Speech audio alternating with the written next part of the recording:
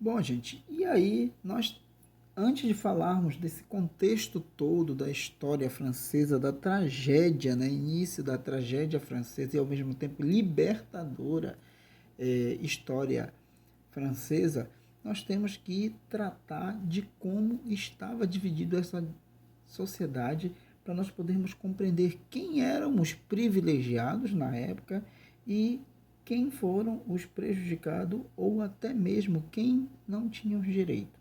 Então fiquem muito atentos nesse próximo slide, porque ele já retrata e ao mesmo tempo já vão dando uma lida aí junto comigo, certo? Então, essa divisão da sociedade francesa, ela estava, conforme está no slide, a sociedade francesa era estamental, ou seja, uma sociedade estamental, ela não havia mobilidade social, dividida em 3 estados ou ordens, sem mobilidade social que mantinha os privilégios de nascimento da nobreza, ou seja, quando coloca aí nobreza, né, nesse slide, vamos colocar nobreza e clero aí, e ao longo da minha fala vocês vão compreender da aula, vocês vão compreender porque esses dois eram os que detinham mais privilégio.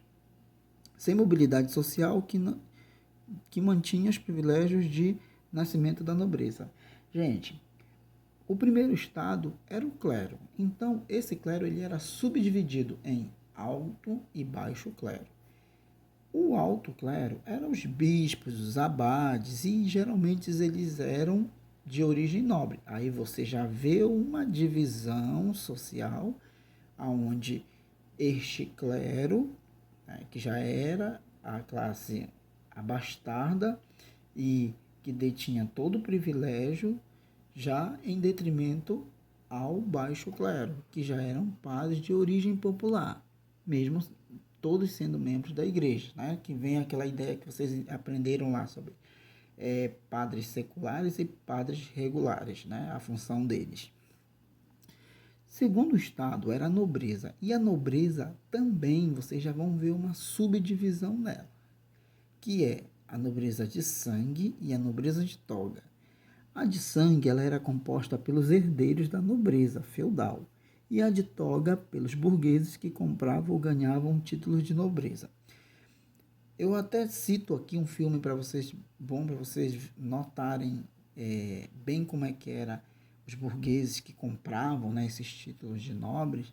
O filme O Conde de Notre Dame, ele mostra, por exemplo, bastante de como era capaz de você comprar apenas um título de nobre. Isso não quer dizer que você ia ter uma ascensão social. Claro que você já nascia, né, como a gente está falando de uma sociedade estamental.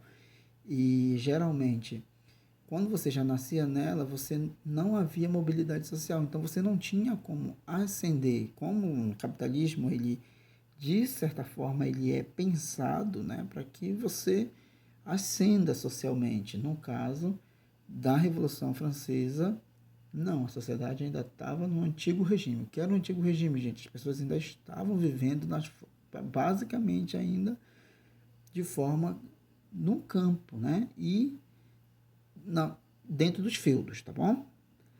E a burguesia, gente? A burguesia era alta, média e pequena. Ela era dividida dessa forma.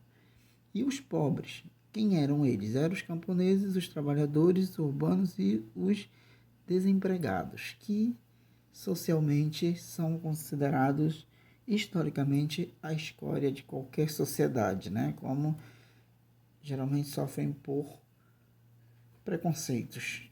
Então vamos discutir agora aqui os tipos de nobreza.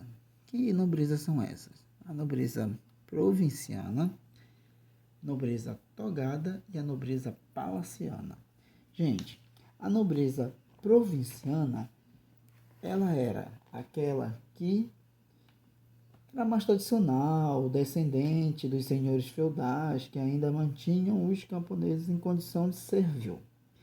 A nobreza togada, os membros da alta burguesia que adquiriam os títulos de nobreza que eram discriminados por não terem o sangue azul, e aquela nobreza palaciana que vivia de forma parasitária nos palácios fazendo a corte para os reis.